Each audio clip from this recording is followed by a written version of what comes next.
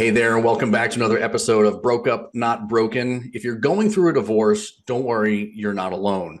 This is your one stop shop for mastering your finances and other aspects of your personal life throughout the divorce process. In today's episode, we're going to be talking with Nikki Billou. Nikki is is the host of his own podcast. This guy's amazing. I've listened to a couple of his episodes. You definitely need to tune in on thought leadership. His podcast is called the Thought Leader Revolution, and he spent the last 20 years figuring out the mindset of champions. Like I said, this is going to be an awesome conversation. He's worked with athletes and entrepreneurs at the highest of highest levels, from Olympic gold medalists to billionaires. And Nikki will ignite your passion and push you to go further than you ever thought possible. So if you're feeling overwhelmed by the concept of divorce, if you're in the throes of it, or if you're worried about what's on the other side of it, don't worry about it. Nikki's here to help us break it down so you can feel confident and prepared by creating a clear picture of not only your financial situation, but how you can tackle the personal and mindset goals that you have for yourself and your loved ones. So grab a cup of coffee or your beverage of choice, buckle up, and let's get you financially and emotionally empowered. Nikki, welcome. Jamie, thanks for having me on the show, man. An honor to be here. Looking forward to it. Yeah, it's going to be a great conversation. So I've heard the concept of thought leadership, right? And I have an MBA, so I have a business background myself, but I'm not really sure I understand the true definition of it. Can you walk us through that? Sure. I'm speaking in this context about commercial thought leadership, okay? Because there's a difference between the commercial aspect of it and the ivory tower egghead version of it. So the best way to describe what a thought leader is by drawing a sharp distinction between a thought leader and an expert. An expert is someone who knows something. They could know something and know it very, very well. The problem for the expert is they're invisible. Nobody knows who the heck they are. A thought leader is someone who knows something but is professionally famous and is known for what they know. They're not invisible. They're very visible in the marketplace they want to be visible to. And the difference between an expert and a thought leader really is, number one, an expert doesn't make a lot of money. Number two, they don't have a very high level of impact. Number three, they don't have a high level of influence. A thought leader makes a great income, has an incredible level of impact, and their influence within their industry is through the roof. And if someone's listening to this and wondering, well, okay, that sounds great, but I'm not a thought leader. I don't know how to be a thought leader. The answer is, well, you might not be correct about that, because you may be a thought leader in the making, and you may not even know that you are poised to be a thought leader. You have not thought through what could make you a thought leader. And the whole process of becoming a thought leader is really straightforward. It's all about taking a deep dive into your favorite subject, you. You take a very deep dive into you. You figure out who you are. There's a series of exercises we do in some of the workshops we lead where we have you look at your life as though it were a movie. And what would be the title of your life story if your life were a movie? We have you look at the significant events of your life and go through a series of exercises where you try to understand what were those significant events all about? What adversities taught you?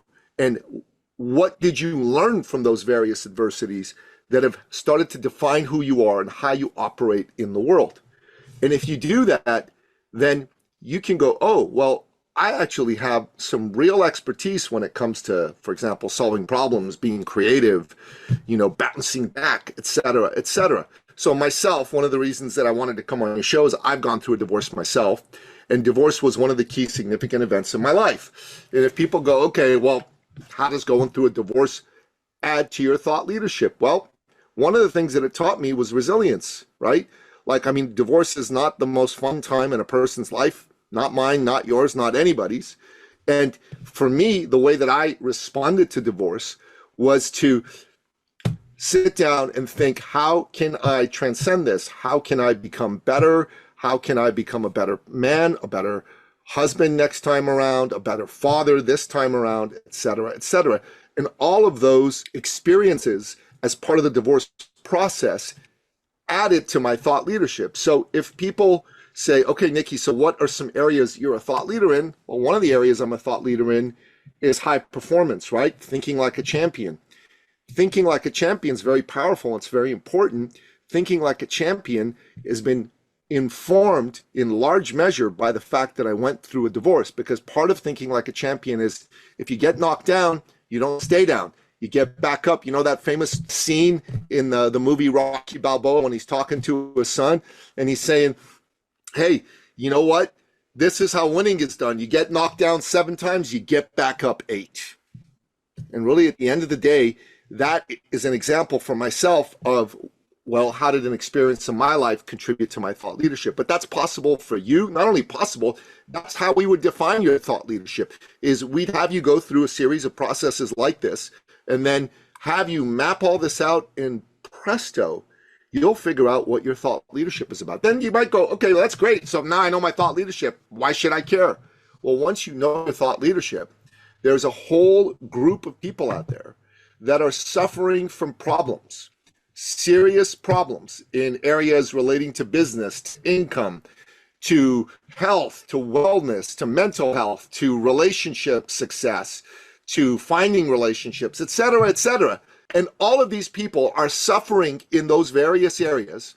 And there are groups of people in those areas that could benefit from the expertise that you've developed in such a hard-won way through the life experiences that you've gone through. And once we figure that out, you're going to have some wonderful aha moments through the processes we teach people. And you go, oh my God, I can help people who are going through a divorce deal with financial issues. Boom. And then you position yourself in that way, which you have done. And then you start to like offer services, offer programs that way. The other brilliant thing about thought leadership is once you learn all this, you start to realize that maybe you've been offering a particular service to one group in that way. Well, I got great news for you. One of the things that you can learn as part of becoming a thought leader, at least the way that I teach it, is that one way in which you're offering a service can be expanded to up to 6 other ways, which means that the potential for you to increase your income from whatever it is today is 6-fold minimum, bare minimum. People get really excited when we talk about that. And, I can share a whole bunch of stories if you like about examples of that, but that's how it works. I would love these stories. So I learn by, understanding how other people have been in my shoes and how they've gotten through it. And a lot of that comes back to the resilience that you talked about. How did you get into this line of work? Did it stem from your own divorce, or is this something that you've been passionate about your entire life? Where did all this come from? That's a great question. So me becoming a coach, if you will, and I hate that term because I don't like calling myself a coach, and I don't think it fully captures what I do, stems from my background. I'm originally an immigrant from the Middle East. I'm a Christian from Iran. When I was 11 years old, the Islamic Revolution took place in Iran. And my mom and dad, they took a look and said, whoa, this is not going to be a good place to raise a Christian family. We need to hightail it out of here and take our boys with us. So they made a plan. It took a few years, but they got me and my 2 brothers out of Iran eventually. Now, at the time, man, I was mad. I didn't want to leave my friends. You know what I'm talking about? I didn't want to leave my home. But looking back, it was the single greatest thing mom and dad could have done for us. It took us from a legacy of tyranny to a legacy of freedom. And I believe inside every human breast beats the living heart of freedom. And freedom, free expression, and free enterprise are the bedrocks of entrepreneurial success. Would you agree with me when I say that, Jamie? Oh, that if you want to be a successful entrepreneur, you have to understand what these 3 things are, and you have to be champions for societies that are based on freedom, free expression, and free enterprise. So that's what happened to me. And that's why I decided I'm going to get into this world. And my dad was an entrepreneur, right? He was the kind of man who believed in these things. He was also a deeply, deeply kind and good human being. Like if you knew my dad back in the day, Jim, and you were trying to find a job, he'd sit you down in his office. He'd call all his entrepreneur buddies and he'd say, hey, my buddy Jamie here, he's like a marketer. He's a sales guru. You need to hire him. And they'd go, well, listen, I don't need a guy. No, you need to hire him. He just browbeat them until somebody said, fine, send him over. He can start today. You know what I mean? If you were trying to start a business, he'd sit you down and he'd go, okay, Jamie, tell me what you're trying to do. And he was really smart in business, and he'd give you pointers. He'd set you up with bankers so you could get access to capital. He'd even get you some clients if he could. And buddy, he'd even do it with people that were going to compete with him because he didn't really believe in competition, right? He just said, yeah, there's enough for everybody. And If you were his friend and you were trying to buy a car or a house, and the bank wouldn't give you quite enough to get your dream car, your dream house, he would give you a loan, a top-up loan. And years later, when you try to pay him back, he said, "What are you talking about, man? That was a gift. No, no, no, that was a loan. No, no, no, that was a gift. Forget about it." And people just say to me, even now, like, "Nicky, come on, man. Who does that? That's like unreal. That's like some Hollywood movie fantasy crap." And I go, "Well, for one thing, the late great Napoleon Billou, he did that." And they go, "Well, why would he do that?" Well, first of all, he was a devout Christian. He believed he'd been blessed by God and his Lord and Savior Jesus Christ, and it was his duty to share those blessings with other people. But secondly, he did it because he could. He was rich. He was rich.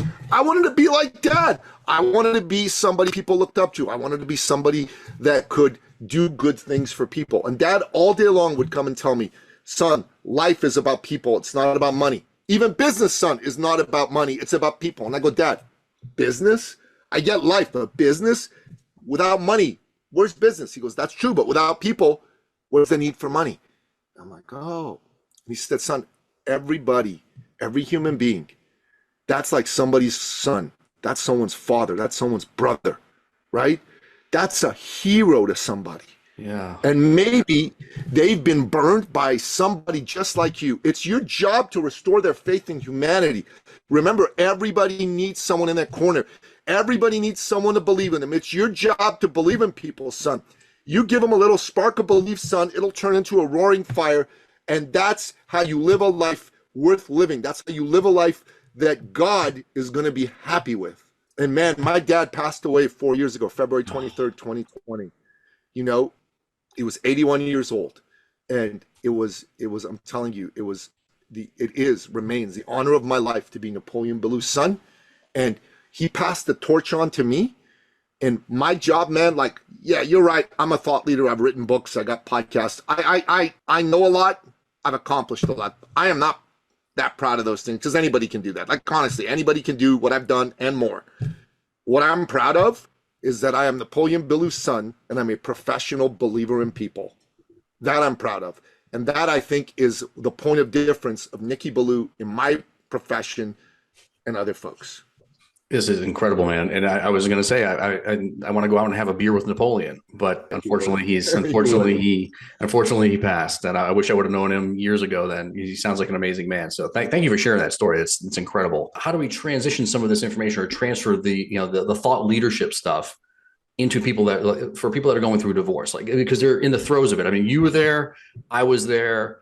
In many ways, I'm still there because it's one of those processes that seems to never end, especially when you have kids and you're trying to co-parent and things of that nature. And a lot of our listeners are in that particular situation, right? They're either preparing for, or they're navigating, or they're now slowly trying to recover from divorce. That's effectively our tagline. So how do we transfer the thought leadership? Like, how do we become thought leaders through that whole process?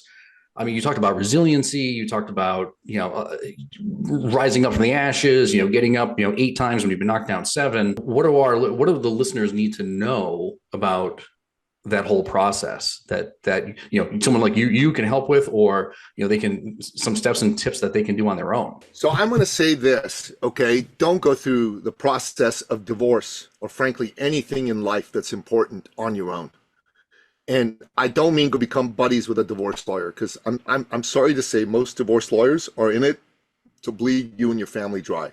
I hate to tell you that, but that's a fact, right? There are some good divorce lawyers out there, but it's in their interest to prolong the fighting, to prolong the pain. And it's in your interest to be around people who can help you think clearly during this extremely trying and difficult time. Okay, so that's the first thing I'd say. So someone like you, Jamie, doing what you do, they need to talk to you.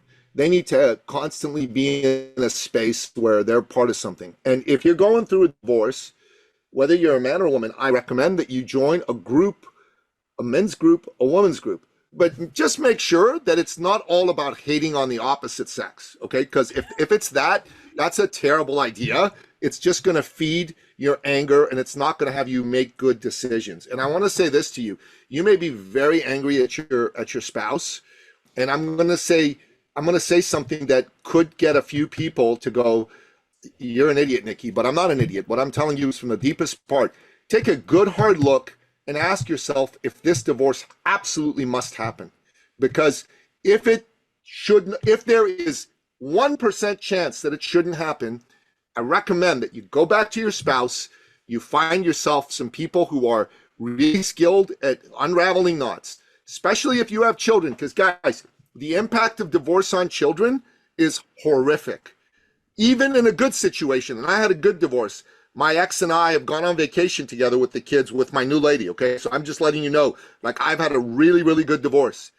And I will tell you this, that if I could go back in time and not have the divorce happen, I would absolutely choose that over anything. And I'm in a great relationship right now and all that stuff, because the statistics on what happens to kids is horrific, okay? Kids are a whole lot more likely to break the law and go to jail when they're coming from a divorced family. They're a whole lot more likely to do drugs. They're a whole lot more likely to be involved in a teenage pregnancy situation, and the list goes on and on. So if you can actually avoid the divorce, that's my first and strongest admonition to you. If that's not possible, and it's obviously not possible in a whole lot of cases, then your next job is to do everything in your power to make sure that that divorce is as amicable as possible.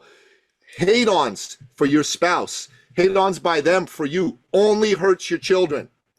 Only hurts children. Your kids are 50% their mom or their dad. Never forget that. Always remember that. Especially hating on their mom or their dad in front of them.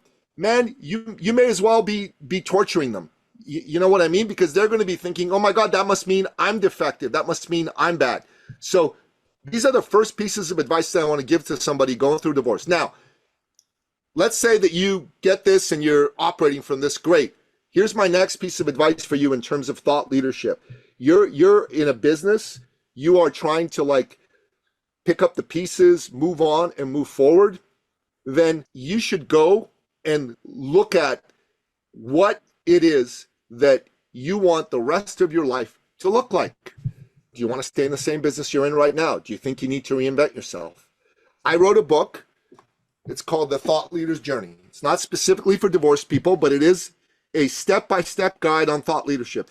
You can get a free copy of this by going to my website, ecircleacademy.com/TLJ book. It's a free Kindle copy. Or if you want to buy a hard copy, go to Amazon and pick up a copy. It gives you the entire blueprint for free or for 20 bucks. Now, if you're like, okay, but I want help, I need to be in a workshop or working with a coach, then get on my calendar. I'll be happy to have a conversation with you on how to do this. But this is my advice for you. And the way to get on my calendar is go to ecircleacademy.com/appointment. We can have a conversation. But the last thing I want to say to you, vis-a-vis what to do for you, it's way bigger than thought leadership. Divorce is one of the 7 most traumatic things any human being will go through in their life. Make sure that as you go through this process, you surround yourself with people who love you, who care about you, and who don't feed your worst instincts. That's really, really, really important. I call this creating Team U.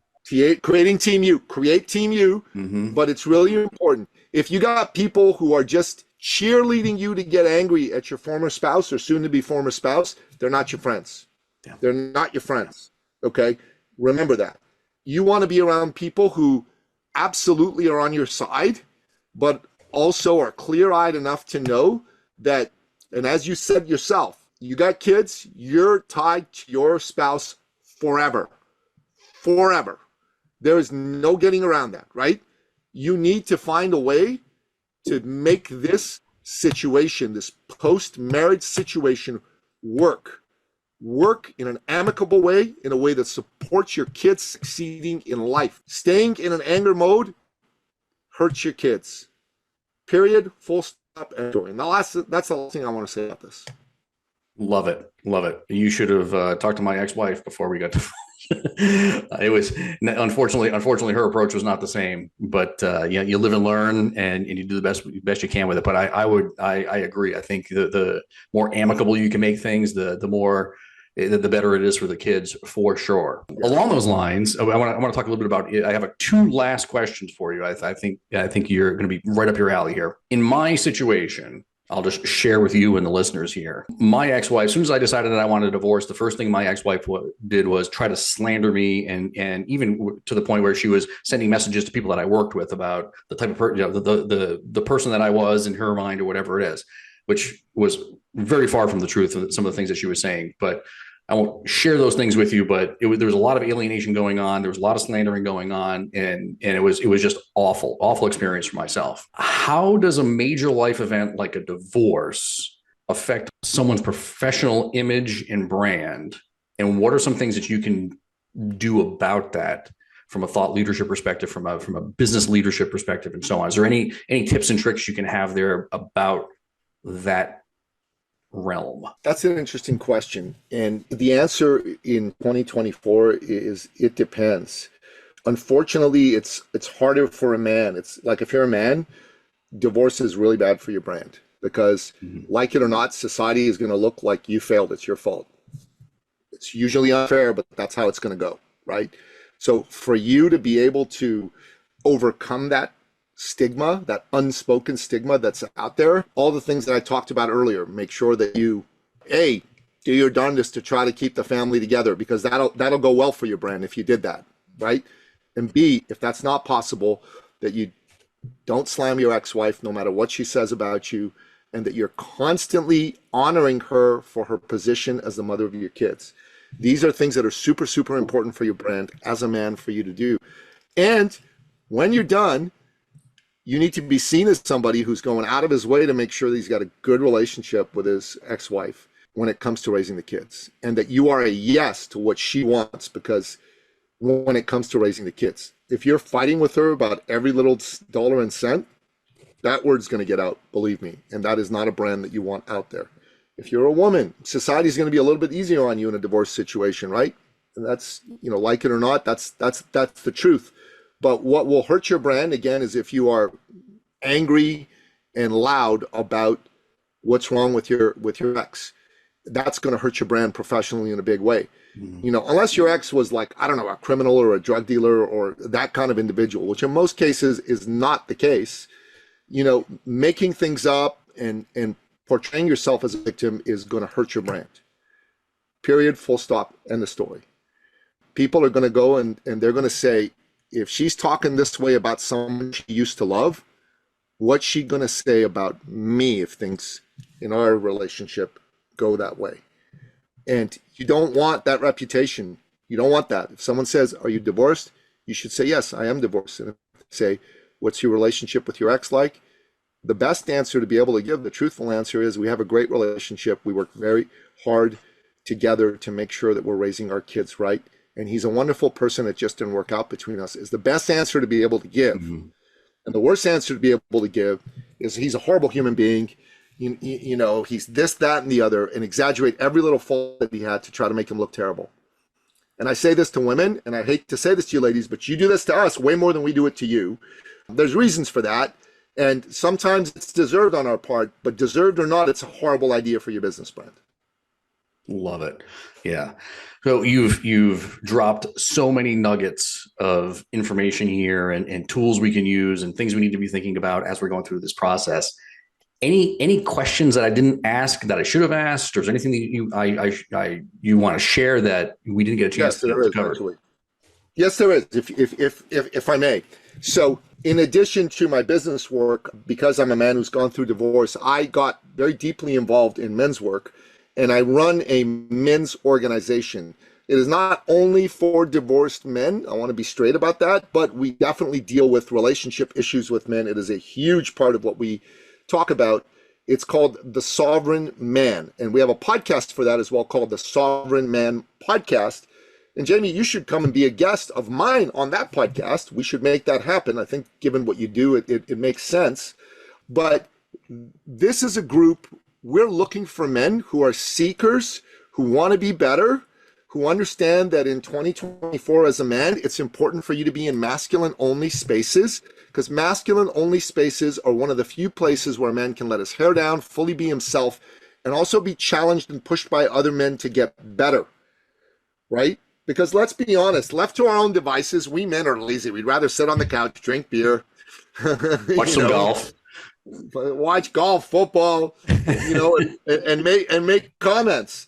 But when we're with other men, we get past all that, right? Other men like ask us tough questions, and we have fun, but we also make sure that you're not sitting stuck in the same level in life.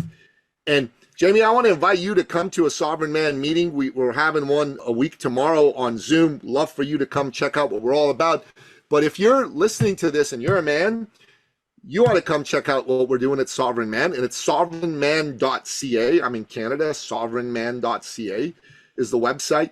And if you're a woman listening to this and you know your ex could benefit being around some men to help him be the best version of himself for your kids, then you ought to send him the website, sovereignman.ca, or even pick up the phone and give him a call and say, look, there's this men's group run by a man who doesn't suck, and I think you might want to go check it out. So there you go. That's what I think you should have asked me, but you didn't know, so I kind of said it for you.